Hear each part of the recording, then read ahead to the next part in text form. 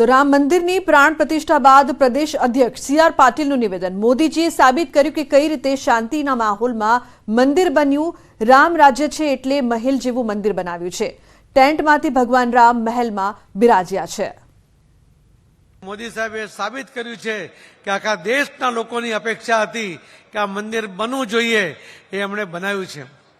ભગવાન રામની આપણે વાત કરીએ છીએ તો રામ ભગવાન હતા એ તો આપણે માનીએ જ છીએ, પણ સાથે સાથે રામ એ રાજા પણ હતા.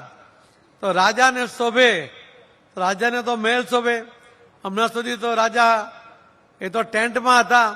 મોદી સાહેબે એમને આખા દુનિયામાં જે કોઈ મંદિરો બન્યા છે એમાં સર્વશ્રેષ્ઠ મંદિરો છે એને લાઈનમાં રામ મંદિરને લાવીને મૂક્યું છે.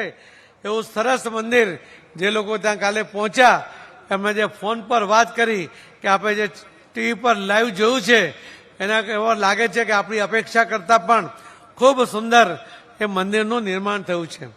એક રાજાને શોભે એવું, એક ભગવાનને શોભે એવું, રાજા રામ અને ભગવાન રામને શોભે એવું મંદિરનું નિર્માણ કરવા માટે મોદી સાહેબે જે જહેમત ઉઠાવી, એના જે અનુષ્ઠાન કરીને, એના ધર્મનું, સનાતન ધર્મનું પાલન કરીને એમણે એક મેસેજ આપ્યો છે. અને એ જ મેસેજના આધારે આપણે આજે જે ઉત્સાહ છે, આપણે આખો દેશ એ રામમય બની ગયો છે. અને એના કાલે આપણે દ્રશ્યો જોયા છે. છેલ્લા અઠવાડિયા 10 દિવસથી જે રીતે વાતાવરણ આખા દેશમાં હતું અને ગુજરાતમાં તો ચરમસીમાએ હતું, એના માટે આપ સૌને હું ખૂબ ખૂબ અભિનંદન આપું છું. વડાપ્રધાનશ્રીને તો આપણે કાર્ય પદ્ધતિનો સૌથી વધારે લાભ ગુજરાતને મળ્યો છે. કઈ પરિસ્થિતિ હતી, કેવી પરિસ્થિતિમાંથી આજે ગુજરાત કયા લેવલે પહોંચ્યું છે. Gujarat means growth.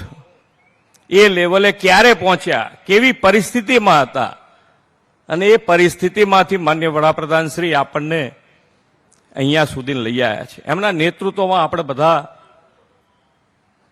દેશ અને દુનિયાને બતાડ્યું છે કે ગુજરાત એ અત્યારે સાચા અર્થમાં વાઇબ્રન્ટ અને જે નવા નવા ઉભરતા ક્ષેત્રો છે એની અંદર ક્યાંય કોઈને વિકાસ દેખાતો હોય તો એ ગુજરાતમાં દેખાય છે.